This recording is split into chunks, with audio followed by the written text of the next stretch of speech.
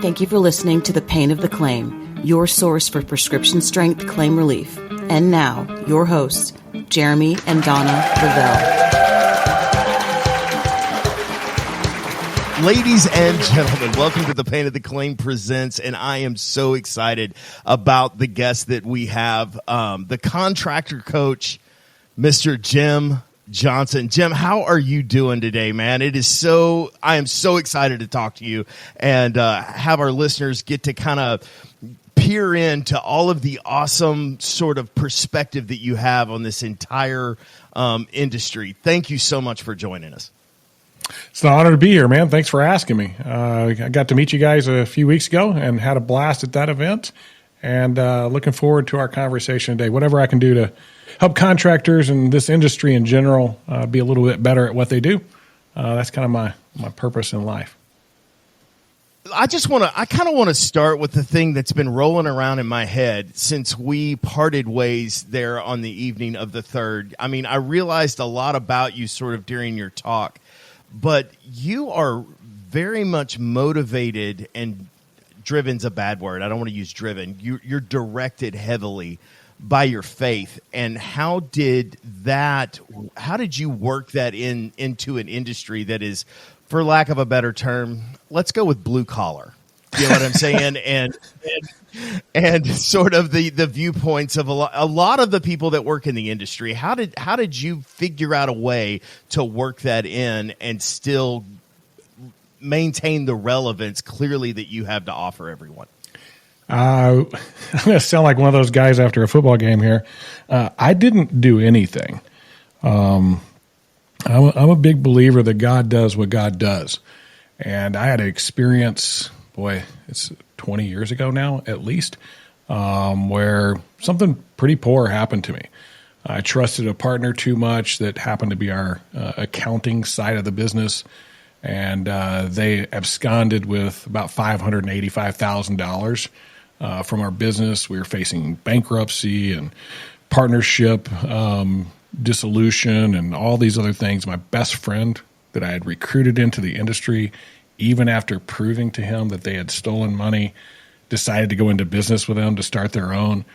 And I'm sitting here like, what is going on? I'm sitting on the front steps of my really nice home, Western Wisconsin, with all the stuff. I got cars and boats and ATVs and hunting stuff, and just really kind of thought I had it by the tail, I guess. And the reality is I'm sitting there in tears on my front porch trying to figure out what to do. And had a God moment who I hadn't really relied on a whole lot up until that point, and which tends to be the situation for a lot of us. We wait till it gets bad before we go, hey, God, give us a hand. And prayed about it. And it's not like, I don't know how it is for everybody else, but for me, it's just like something resonates inside of me. It's not like I hear the voice of God going, Jim, do this thing, right? Like it's, hey, right. It's more something that's resonating, that it doesn't feel right what's going on, so do this, which is the opposite. And the only thing that was like sticking with me was serve. Like this word kept resonating in me, which wasn't who I was really. I thought everybody else served me. Everybody was like a dollar sign. Every salesperson meant a certain amount of money. All of my people had certain metrics and stuff, and all I cared about was that. And it was really, kind of this thing to glorify Jim, to be honest with you. Like, hey, I created this big, huge business, and we were doing great, and all that stuff. And sure enough, things got torn down around me. And that day I decided I'm going to follow that. And I walked into the office the next day, and I looked at my front desk gal, and I said, hey, Ann, how can I help you today? What can I do to make your job easier? And she looked at me like I had grown a horn out of my head or something. I was not used to anything like that. She went on vacation immediately. Yeah, she was like, oh, boy, what is going on? This guy has jumped off the deep end after everything else that's going on. And people didn't really take to it right away, like, because I had been one way so long, hard driving, super competitive, we're going to win, just uber intense. And if you weren't producing, you were gone. And really no remorse about it or empathy about it. Just, it was the way things were.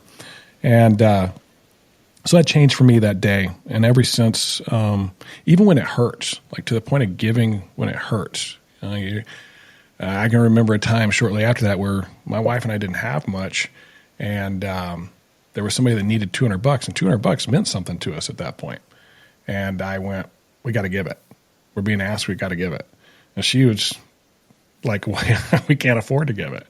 And we did anyway, and the blessings have come back.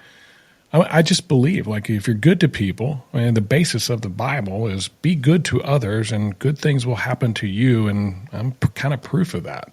And that's not why I do it, though. That's not the purpose, is to get anything back. The purpose is, that's what I'm asked to do. I'm asked to be good to others. All right, that's what I'm going to do. You know, when I was a kid, my dad, who is a Marine, and he was out of the Marine Corps by the time I was born, but he's a Vietnam veteran, would ask me to do various tasks, some more complicated than others, some as simple as, Jeremy, change the television, because, yes, I was born before remote controls. And so sometimes my job was to get up and change the television, or hold the coat hanger and the tinfoil just that way so he could finish watching Khaki and Lacey, or whatever the case may be. But he would often ask me to do something, and there would be a delay. And I was kind of waiting on, I guess in my own head, I knew that I was going to have to get up and do it. I knew that that was going to be a requirement, all in and all done. But I would delay on it. And so he would stand up, and then I would move. And I learned in that lesson that there is a difference between self-preservation and obedience. And the difference between self-preservation and obedience is the consequence. Obedience comes with a consequence of blessing, whereas self-preservation carries with it the same consequence of disobedience.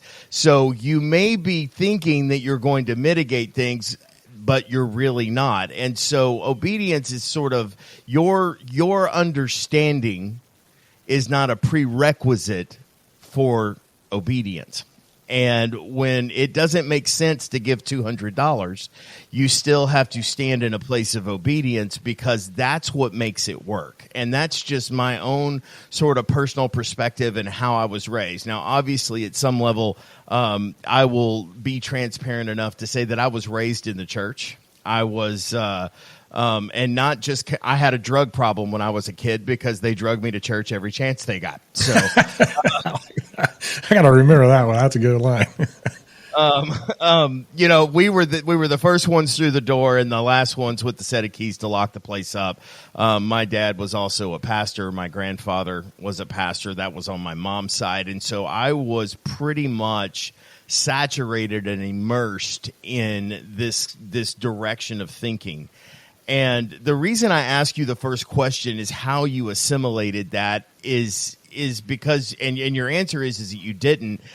That is really kind of the idea that that was really the best answer that I could have asked for. It's sort of like you're out there with a level of genuineness of, this is just how I respond to the world. This is my worldview. This is how I see things. Now, you must have at some point in time come up against some opposition, or thought that, or somebody had divulged to you that they thought that that was silly, or it didn't really make any difference. And how do you emotionally process sort of that level of criticism, if it happened to you at all? It's funny that you say that. Like, this industry, I would say, isn't known for that's unabouted faith orientation out loud and like planting a flag, right? About that. And it's not anything that was like this plan, or that I was going to do like these things to lead to that thing. It's more like God presented these opportunities to have a conversation. And I think a lot of that has to do with just kind of how I go about being who I am. Those opportunities present themselves, and then there's another nudge, and then there's another nudge, and it becomes more and more comfortable. I've never had anybody really give me any opposition to it. Now, that doesn't mean that there aren't people that aren't attracted to it. They just don't come into my universe. Hey, that's not a thing for me, so I'm just not going to be a part of that guy's world. Well, that's okay. I'm not begging you to be. It's something that I think more of us need to understand. We all have a voice, right? And we're imbued with a uniqueness that God gives each one of us. And that gives us a voice, which gives us a measure, a group of people that our voice speaks to because it's the right time and the right place for whatever their need may be. And so every one of us has this group of people that are our measure. I'm good with that number of people, whether it's a small number, a big number. God's going to be in control of all that.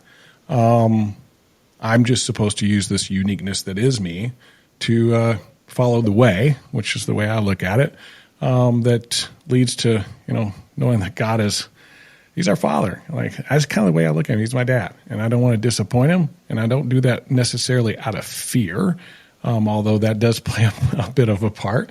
I do it because he loves me, and he's proven it, and I love him for it. So I know that sounds weird, and it's probably like there's people listening to this right now and it's just like, what, man? Who is this guy? I don't want anything more to do with him, and that's okay. I'm not your guy at the right time and the right place. But something I say today may be a nudge for you that the right person at the right time does come into your world, and it builds upon it, and maybe you find that thing too, because it's kind of nice. It's not a bad way to live.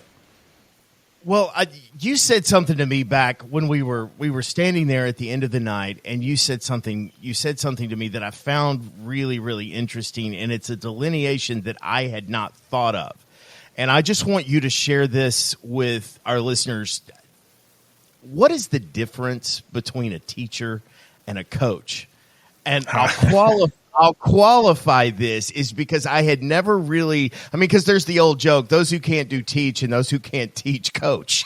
And so I kind of wonder sort of, there is a definite difference between those things.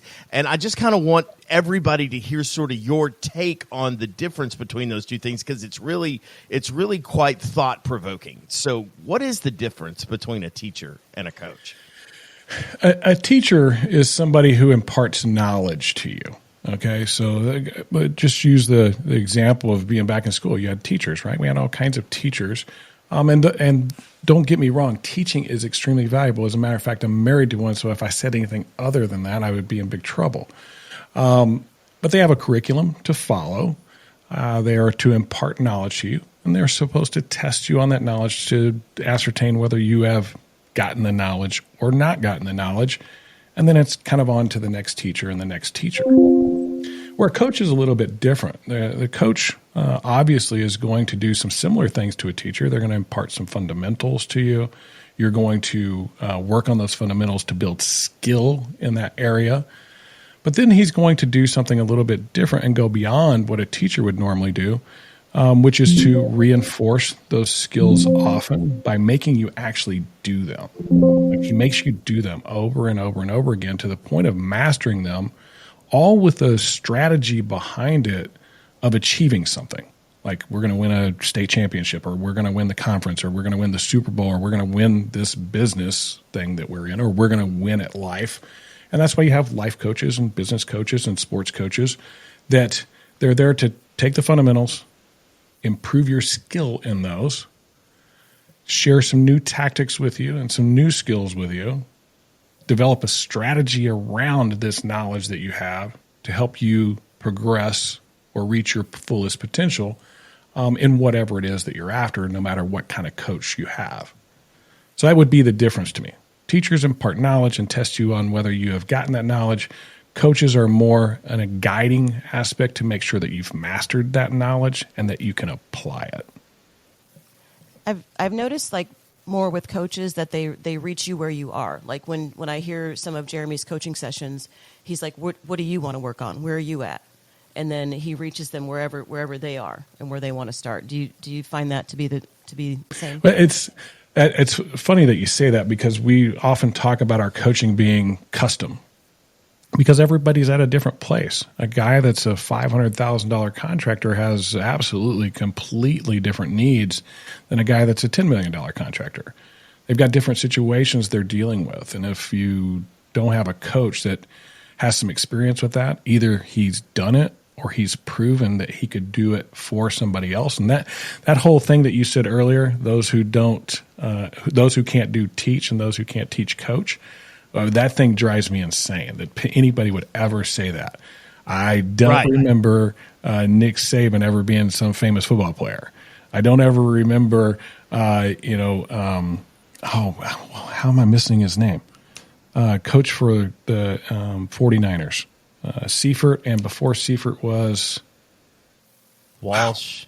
Oh, yeah, Walsh, Bill Walsh. None of them were like famous football players on championship teams or anything like that, but they sure did a great job of coaching everybody else to do that. And the one that really will drive you insane is a guy named Bill Campbell.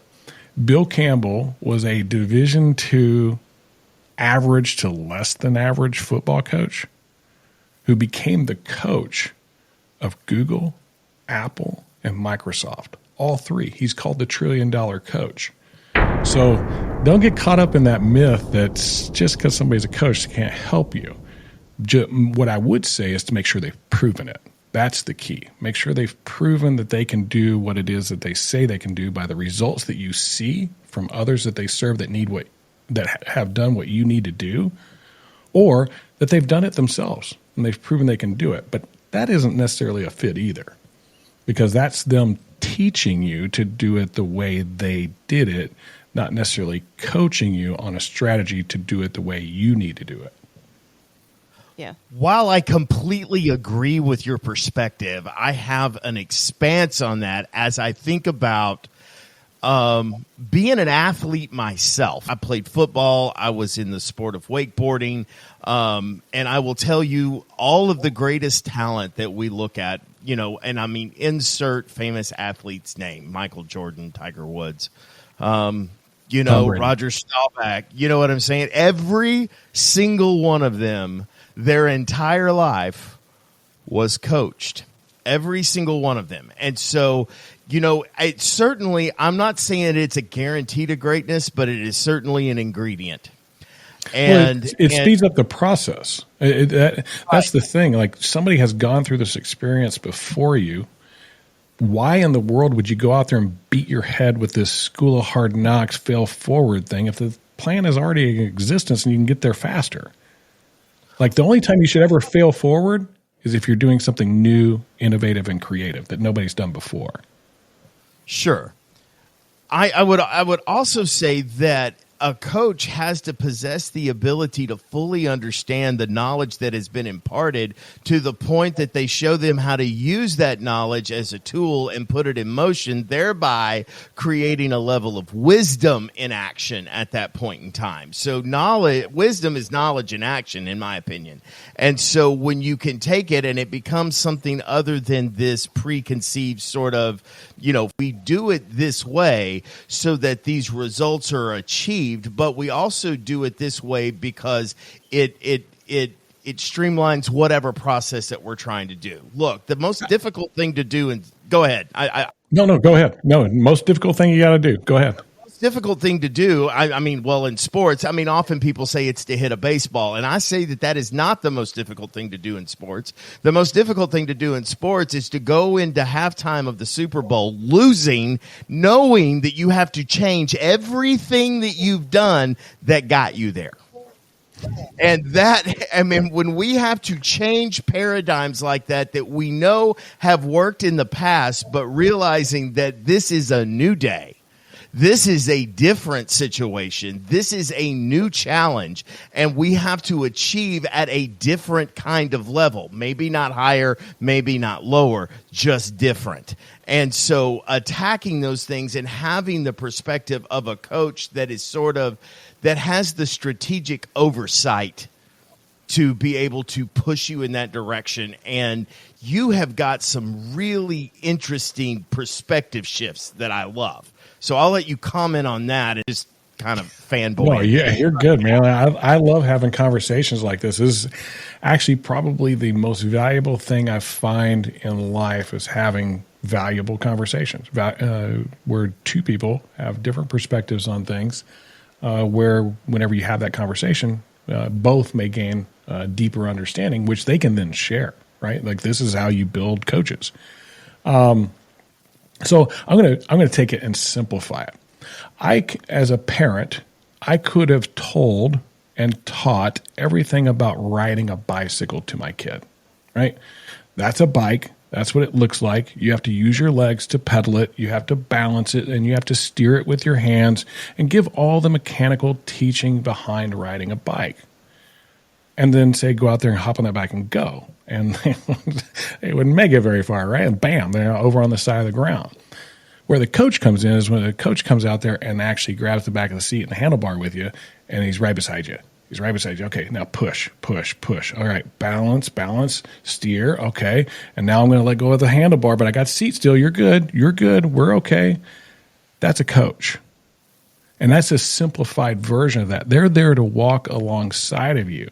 And when the strategy isn't working or you're running into obstacles, they have various different strategies to help you get through that based on their experience that you don't have yet. They have knowledge you do not have yet that they can help you make those agile decisions to propel you forward. A lot of it has a lot to do with the skills and talents of the person you're working with. Not everybody is the same. The coach that works with Tom Brady on his nutrition is working differently with his nutrition than he is with Tiger Woods' nutrition. They have different body makeups and different physiologies that different things are going to work for one that's not going to work for the other.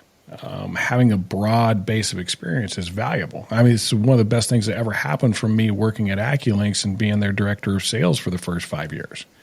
I got to go in the back office of 1,000 different contractors. I saw any way and every way you could do this business. A lot of it wasn't so hot, but there was a lot of really good stuff that I went, wow, I hadn't even thought of that yet. And so that's the value of having a coach is they've been down the road quite a few more times, and they know how to tailor what it is that's custom to your strengths and your weaknesses. That's what I want to get into. You know what I mean? Like if we can dig into that, and I'm going to really mess this up. So everyone please forgive me. But the one that you have...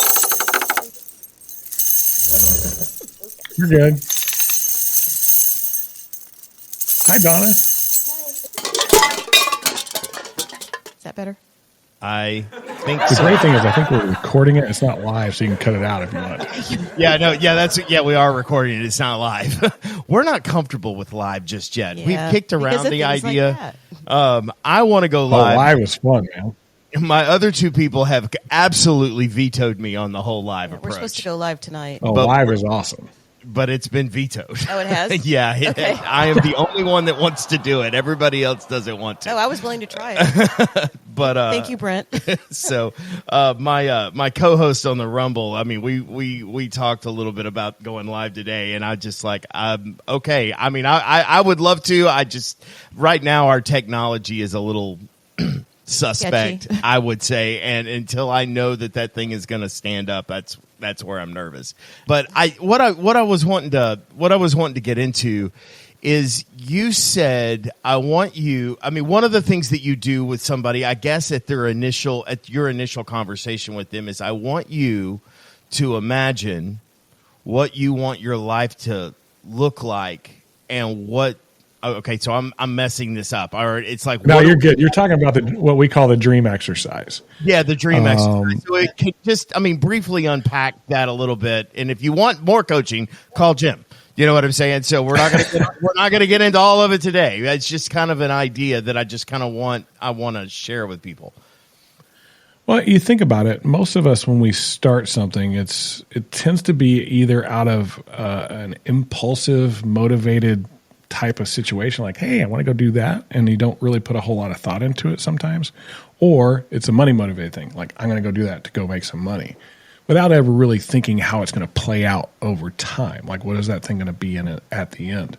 It's one of the best pieces of coaching I ever got is to envision what the thing is going to look like at the end, whatever it is you're doing, whether it's your life, your business, your family, your spirituality, all those things. Like, what does that look like in the end? And so many of us are taught about this concept of starting with our why or our purpose, this passion, whatever this thing is that's why you exist out there.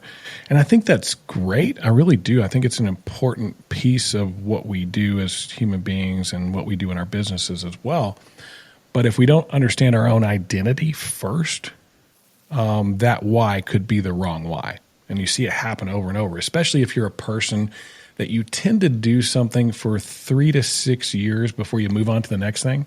3 to 6 years, move on to the next thing. 3 to 6 years, move on to the next thing. You were motivated, and you were probably even driven if you lasted that long, but it didn't align with your identity. At some point, you felt unfulfilled by it because you had either accomplished everything you needed to accomplish in it, or you had achieved some goal that you were after, and now it wasn't as interesting anymore. It wasn't as fun anymore. And that's because your why, the thing you were chasing, wasn't aligned with who you are and the life that you want to live. And so we help contractors get that figured out through a thing we call the dream exercise, where the first thing is we ask somebody is, who were you intended to be? What are you doing whenever you have the most joy? Regardless of money, take money out of the equation. That's not part of the question. What are you doing? And this all came from my grandfather. I talked about that at the event. He asked me what I wanted to be after I resigned from AccuLinks as director of sales. And I said, I want to be a basketball coach. And he asked me, well, is it the basketball or the coaching? I had to really think about that. Was it the actual sport, like that thing, like basketball? And I love basketball, don't get me wrong. I played at a pretty high level, really enjoy it. I actually love it more than baseball, which I was better at because of the dynamics of the sport. But the reality was it was the coaching, because I did it for free. I don't care if they're little kids all the way up to college age, sometimes paid, sometimes not. I've coached salespeople. I've coached business leaders. And I just love it. I would do it for free. As a matter of fact, I just got done doing it for free for a really good friend of mine because I love it that much and I love him that much. Mm-hmm. That's my identity. My identity is somebody that wants to help other people achieve their potential through good coaching. Now, how do I build a business around that? How do I build the lifestyle that I want around that? And we go through this exercise with people to help them get there. Because once we're there, then we can go and chase the why. Now, why am I doing this coaching, right? What purpose does it serve? What impact will it have? And for the longest time, I thought my coaching was going to become something else. And it may. I still am not 100% sure on that. But I thought, I would probably go more into coaching youth is really kind of where I thought I was headed. Teaching kids about entrepreneurship and faith at some point in my life. But God's put me here in an industry where God isn't always all that present sometimes. And I think he wants to be. And it happened. I went to an event 3.5 years ago, or 3.25 years ago. And this event, there was a lot of people talking about God. I was surprised. And I had been being nudged about it for quite a while. And I was also there to talk about that, and I got done, and I said, hey, there was a lot of people that were actually looked like they were starving for this. They wanted it. They wanted to talk more about it. And I started this group called Contractor Fellowship. All are welcome. We do a men's group deal on 7:30 on Wednesday mornings where we meet with contractors, vendors, and industry folks, and we talk about God in our lives. It's not a Bible study. It's just, think of it as kind of like a support group of how do we bring God into our lives and into our businesses and do it in a way that doesn't come across as disingenuous. How is it real? How is it authentic in our world? And why would we want to in the first place? That was one of those things I've been praying about for a long time. I'm like, do I want to start this group? Went to that event. There was a need for it. Started the group knowing that it doesn't end. That's like getting married. You start a podcast, started like a small group or something like that. That's not an end. It doesn't have an end point. So you have to be really committed. It's part of my identity. I'm a coach. It's who I am. So that allows me to do my why, which is to empower people to believe. That's why I exist. That's why I walk this planet. I want to empower others to believe that they can create the business and the lifestyle they want. I want them to believe and trust us as their guides to do that.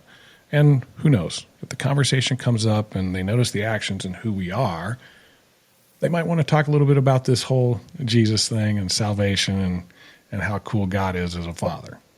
If that opportunity comes up, we'll talk about it. If it doesn't, that's okay too. I find that in my brief history of coaching, by and large, people think that there's something that I know that they don't, that I am going to magically tell them, and it's going to solve all of their problems. And it's called the one pill method. You know what I mean? Or the one pill Silver bullet. Yeah, like, can you give me that? Can I lose 600 pounds just by taking one pill a day, or can I achieve this by just doing this one thing? Whether it's I don't know, whatever simple, menial, insignificant task that creates this windfall of results. Do you know what I mean? And I find so much of it, like when you were at the event on the 3rd, kind of where you opened up, and I was like, it's not what he knows that I need. It's what I already have that I don't realize. And making somebody realize that they possess the very thing that they need to be successful from within them, it's just hidden from them at some point, and the exploration needed to bring out that given talent that they have. Because I believe at some level we're all equipped with that gift that allows us to achieve greatness. Now, the one thing that I have said a lot of times, God never called me to be successful. He did call me to be great. And so realizing that greatness is the goal, that is a measure that is delivered by God and not by man. And so and not to get too philosophical or even preachy at this point in time, I realize that the equipment that I have been given, either through my raising, through my exposure to other teachers and other thought patterns, is probably the most valuable thing that I utilize, is just the experiential knowledge of what it's like to trip through this planet, and how we, because look, it's all a controlled fall, right?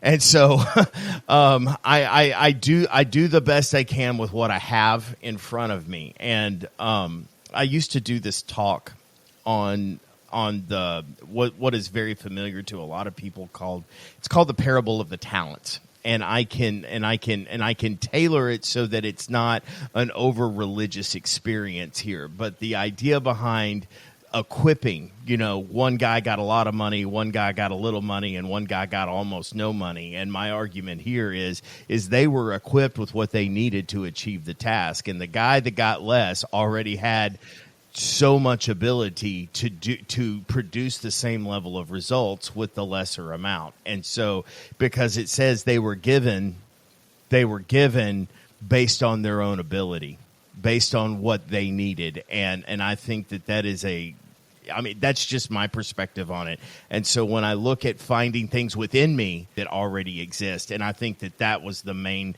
thing that I drew from what you said, even the evening that I got to hear you speak.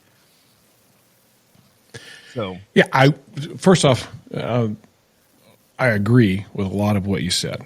We are imbued with our own gifts, talents, our nature. They are a blessing given to us that we can use to achieve, I think, what God's purpose is for us on this planet.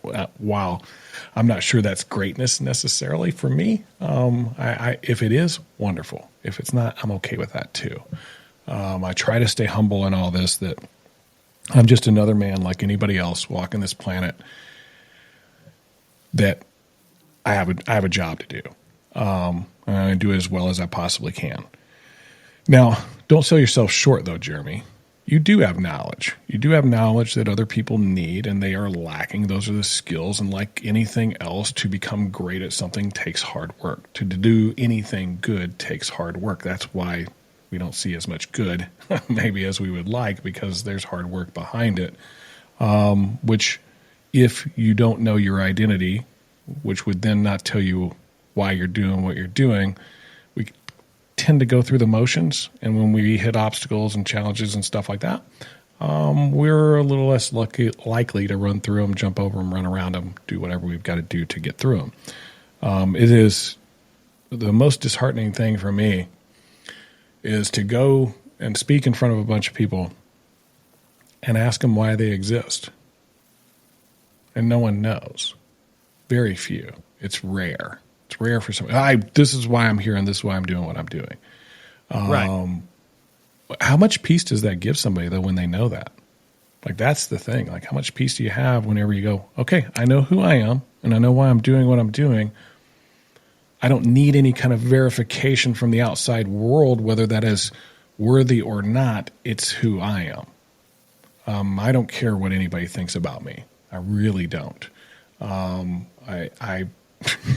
If I lived by that, I would live in a constant state of trying to be something that I'm not. And I lived like that for a long time. I know who I am now. I live to be that person, and it makes it pretty simple for me. Doesn't mean I'm going to always be successful. That doesn't mean I'm not going to go through hard times. It doesn't mean that there aren't going to be things out there I can't control. That's one of those things that drives me crazy too. Like Nathan, you haven't met Nathan yet, but he's kind of my right-hand man here. He and I have really deep philosophical talks.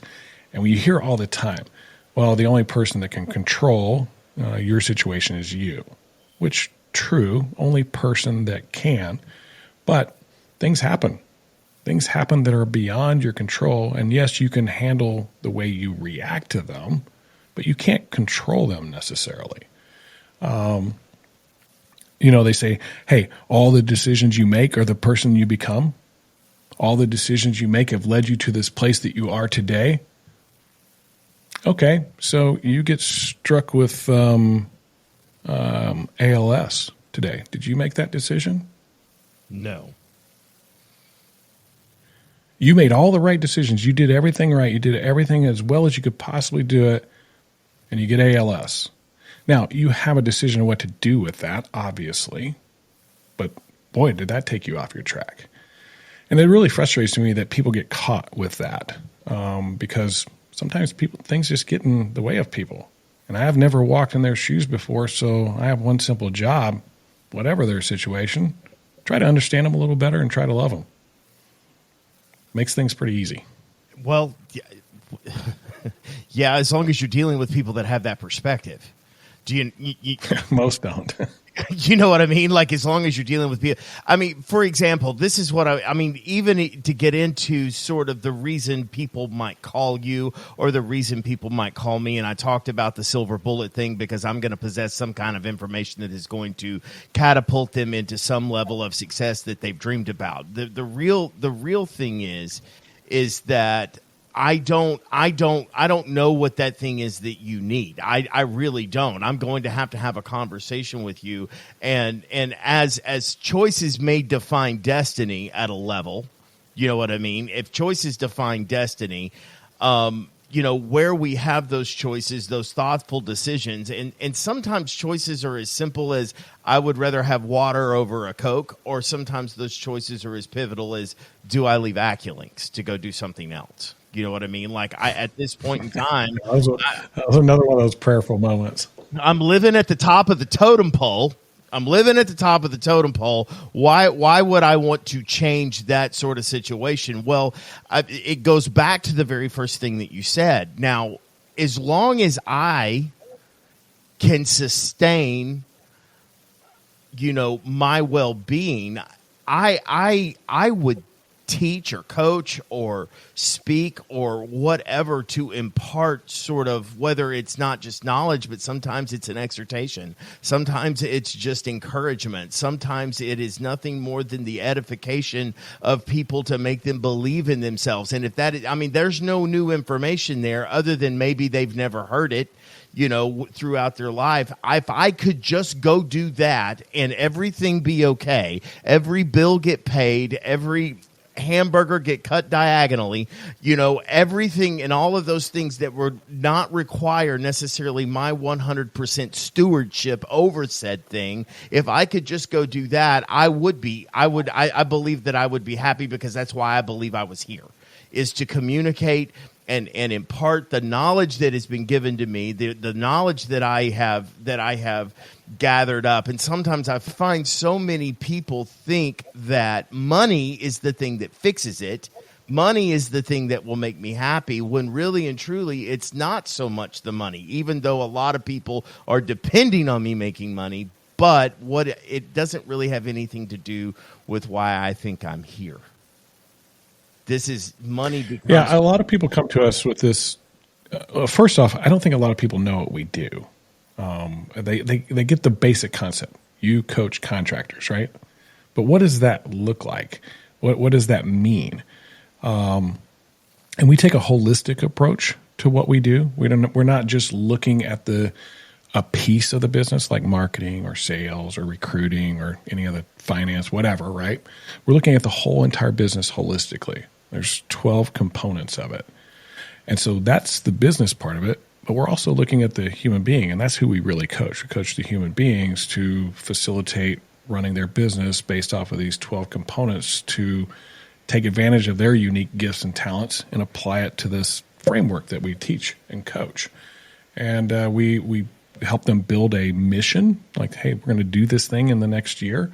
And then we give them a tool to manage that and guide them along their path and fill in all the gaps as we go through weekly meetings where we meet with them online, just like I'm meeting with you today. We both walk away with tasks that need to be done for the upcoming week, and we hold each other accountable to getting them done. And we make progress very fast. We have amazing results. But most people come to us to build a big business. And we do. We build big businesses. It's crazy how many of those that we've built and helped these guys achieve, and gals too. But that's not what we do. We help people get clear on the type of business they need to live the lifestyle they want to be who they are. And sometimes that isn't a big business. One of my best experiences is working with a contractor that was doing about $350,000. And he comes in and he's like, hey, I want to build this big business. I'm like, great. I'm like, well, what do you want it for? What are you trying to do? I want to make this money. Well, what do you want to do with the money? And we like keep digging in. What he really wanted was a lifestyle that afforded him the opportunity to spend a little more time with his wife, put a certain amount of money back in a certain amount of time. And we ascertained that the size of business he needed to build to get to that was just a $3.5 million business. Very lean, clean, easy, afforded time to go and coach his kids and spend time with his wife and go on vacations. Because you want to build a $100 million business, guess what? It's got a lot of work, a lot of time, a lot of energy, a lot of sacrifice of some of those other areas to achieve that thing. And there's nothing wrong with building those type of businesses as long as it's fulfilling who you are. It's pretty wild what we do. So I would love to go out there and give the hypey message. We build big businesses. Like that would be awesome. And everybody would want to follow us, and that would be great. But that's not necessarily what we really do. It's so funny how many people don't really want that at all. You know, they want it. They think they do. They think they do because that's what makes them look like they've arrived to everybody else. You know, Donna, I really kind of want you to get on the microphone here and kind of not back me up, but give a perspective here. One of the things that Donna and I realized when we swung the doors on Remedy Claims Consulting, which was pretty much driven by the pandemic. Am I wrong there? I mean, we kind of knew that I was going to be self-employed, but whether or not we were going to launch out into a business was pretty much driven by losing my job. Well, yeah, she lost her job at the very beginning of the pandemic, and so we just decided, hey, let's go ahead and brand this thing and push forward on it or whatever. And it became this all-consuming, screaming baby. Oh, my God. You know what I'm saying? You know, and it's like, well, you know, I'm sorry, everybody else. We can't eat today because the baby's hungry. Yeah, we were fighting over the baby.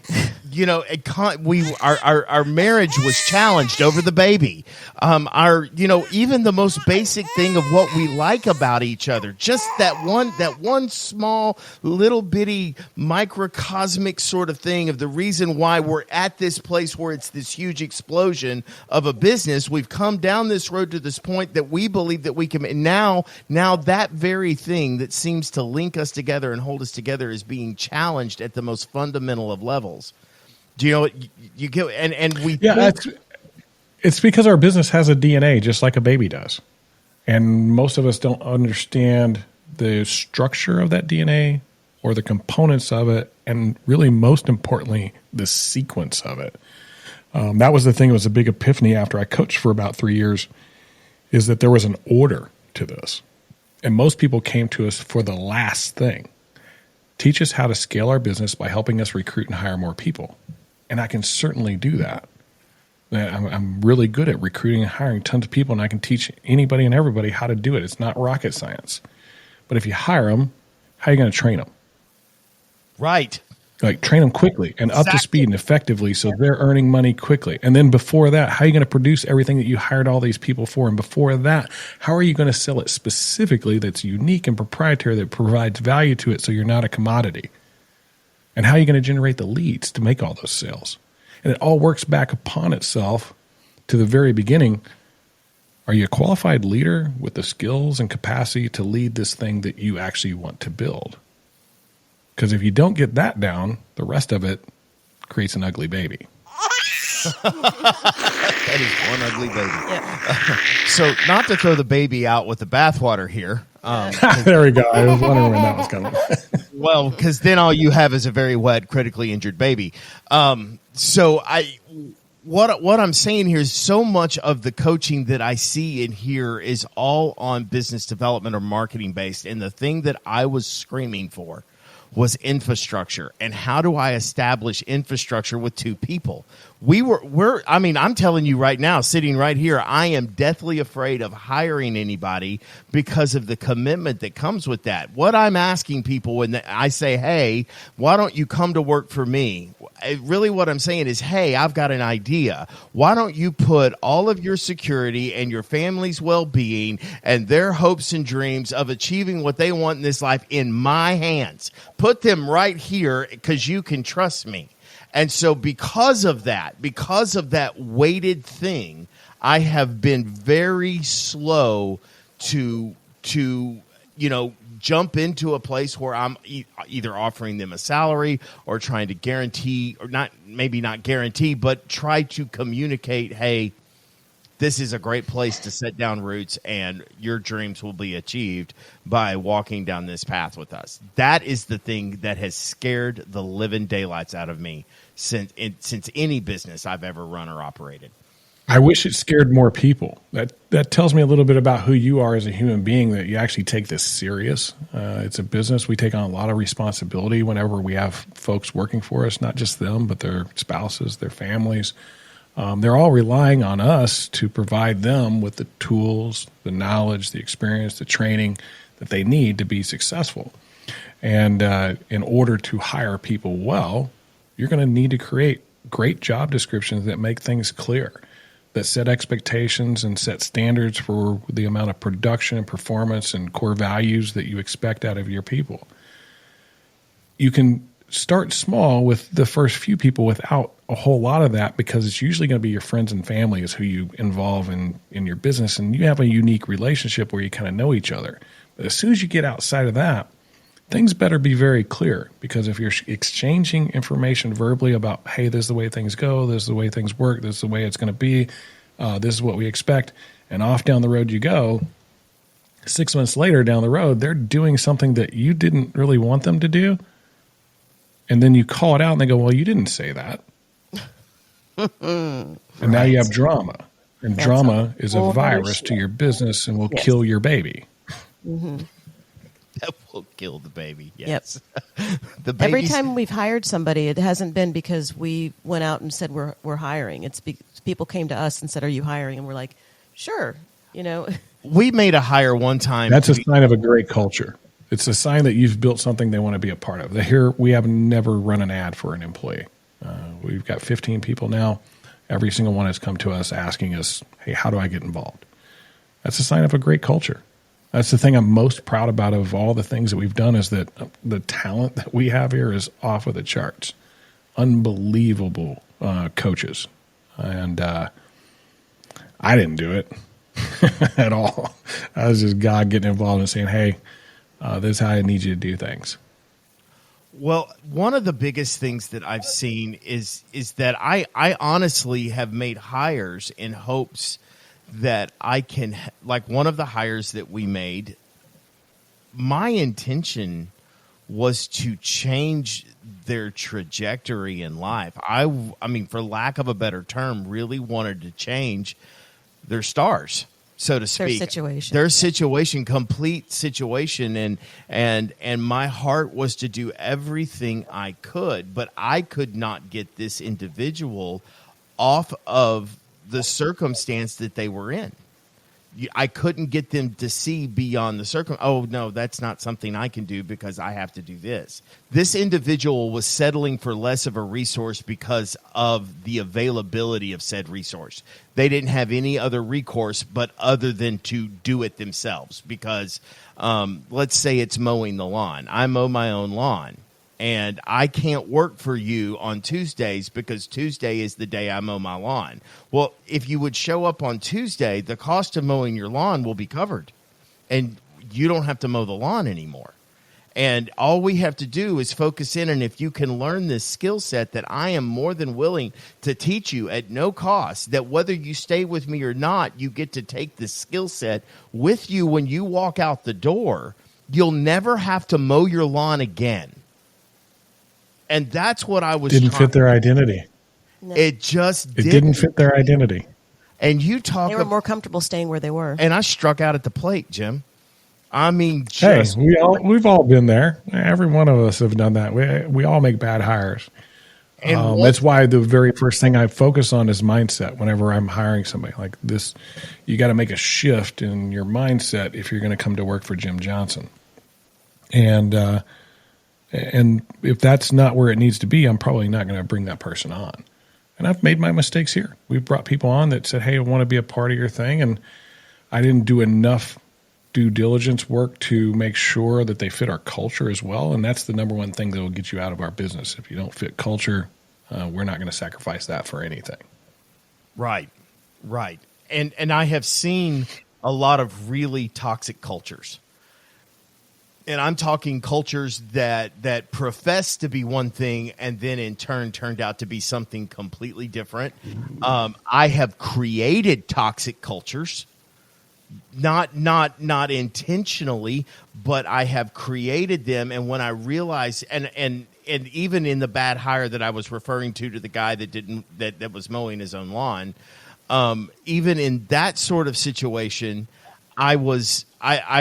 when they departed our company, so to speak, I still felt a level of guilt that I had wasted so much of their time. Yeah, for even trying. That I brought them into this only to be disappointed and even further dismayed and disheartened. I'm going to guess that you didn't have their arm tied behind their back and forcing them to do anything. I did not, no. But I was they don't have anything to feel guilty for. You tried, they tried. You learned something, they learned something. Well, the thing was, they didn't understand the job. That was the main. Well, thing. I mean, and I was probably a little arrogant in thinking that I could communicate the intricacies of this job. You know, it's like explaining to someone how to play a video game or how to play a musical instrument. Well, if you're going to play piano, what you do is your left hand is more of the bass line and it's going to be chord driven, whereas your right hand is going to deliver the melody and the thing. And if they have no context of what's a hand. Yeah, I'm like, what? The what and the what? Especially me, because I like Mr. No musical talent on this planet. I can remember my fifth grade music teacher going, all right, you're playing the triangle. You go over there. You go play the triangle. That's the extent of your talent. And that noise isolation closet over there, please. Thank you. Yes, that one. So, a little further back. There you go. No, and Jim, as I could sit here and unpack this thing for hours and hours and hours and hours. And I am not going to sit here and monopolize that because there are so many people that need what you're doing.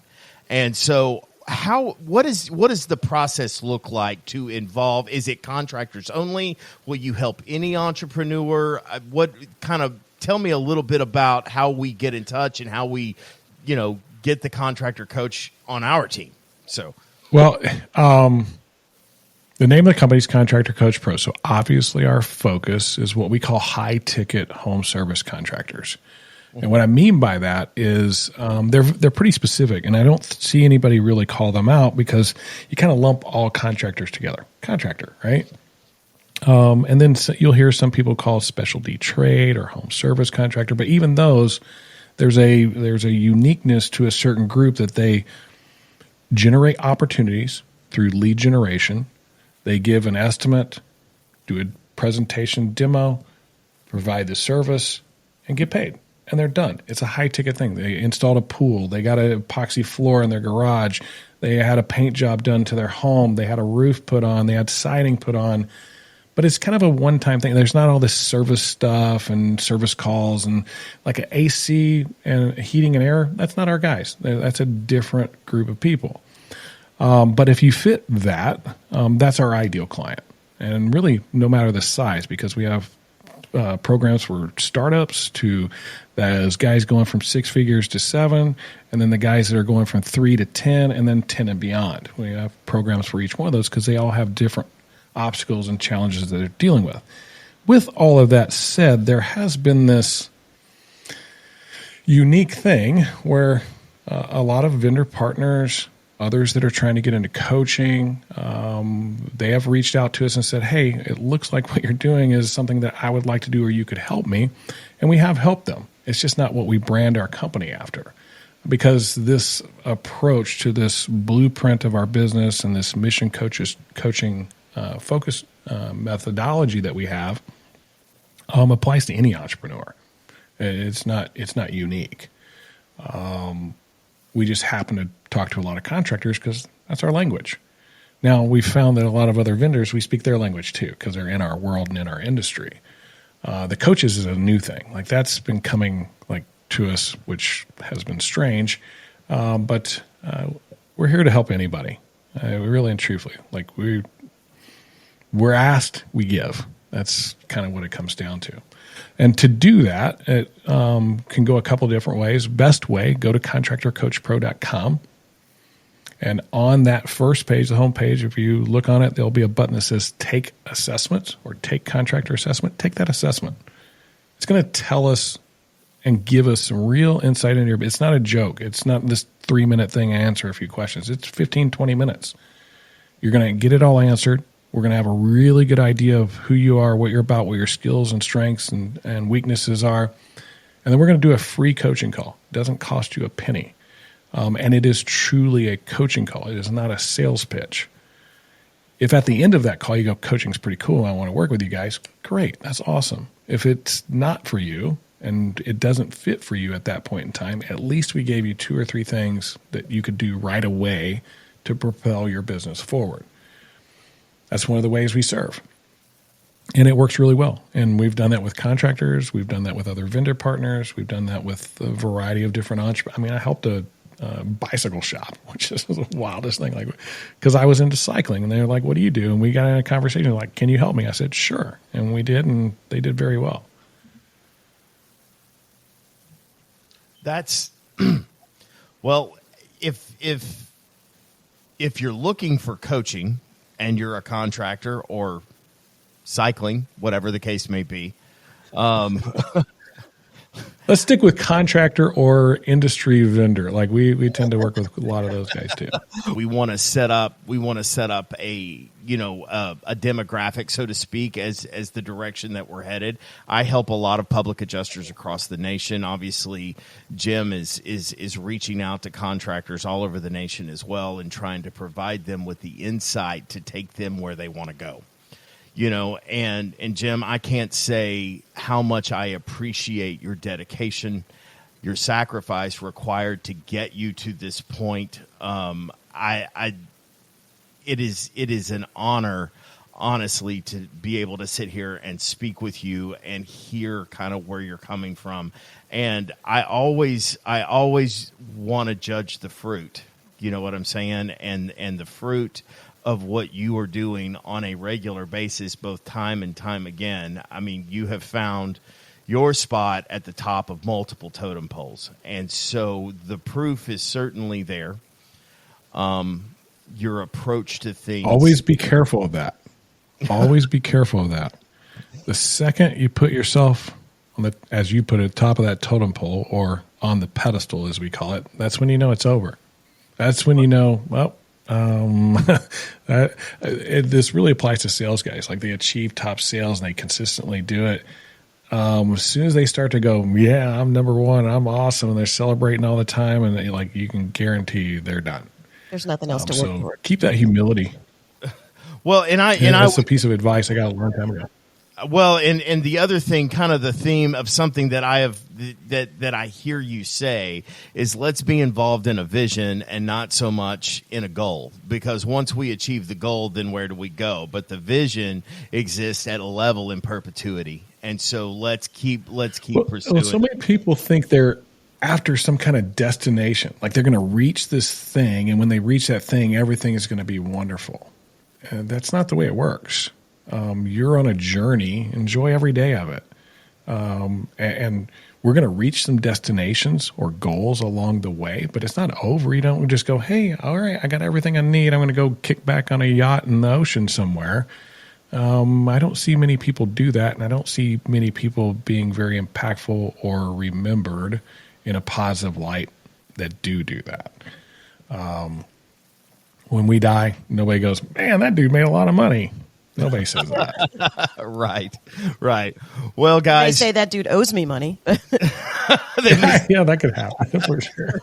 I can go to sleep peacefully with that one, so I'm good there. I would just want him to say, I just want him to say he served me well. That's all I really care about. Well, and it's apparent that it has. I have seen a whole lot of preach and very little practice in my tenure, and it is really nice to see a whole lot of practice and very little preach come out of you. And so I would recommend to anybody, even though I haven't done the 1 hour coaching, I would do the 1 hour coaching just to help you solidify what your goals are. And at a bare minimum, understand what it is that your goals are, and then the difference between your goals and what your overall vision is. And it will help you apprehend the vision, because when we begin to operate within our vision rather than trying to achieve a goal, we become more purposeful, because we are trying to establish the things that are right in this world, by and large. And I know that seems a bit, that's probably out there in the ethos, and it's a bit. I can't remember the word that I was trying to do. Ethereal. That would be a fun conversation. Be a fun conversation. What is right when it comes to an insurance claim? Right. And so I would love to at some point in time have you back on, and let's unpack that for sure. But guys, ContractorCoachPro.com is where you can find him. I encourage you to reach out to this organization and find all of the help that you need. Jim, thank you so much for joining us. It is always a treat to get to talk to you. Please forgive my nervousness a little bit about talking with you. He's in the presence of greatness. Stop that. No, not at all. Like I said, man, I'm just another guy walking on this planet, just like anybody else. I'm not anything special. I have a talent in a particular area. The other thing, like, if people want some free, like, hey, I want to go see some stuff on this guy, YouTube channel, the Contractor Coach Pro. We got all kinds of hours of content on there. guys, yes, check that out. And both on his channel and our channel, if you like what you're hearing, we ask that you click the like and subscribe, and don't forget to hit the bell so that you get notifications. And if you found this useful, or you know of somebody that could use this information, please take some time and share it with that individual or in your social media outlets. As always, Jim, again, thank you so very much for spending some time with us and enlightening each and every one of us. We appreciate it. Honored to do so, man. Fun hanging out. I really enjoyed the conversation. And guys, we'll be back soon, and so stay tuned for all of the really cool things that we've got coming up, and we will see you on the next one.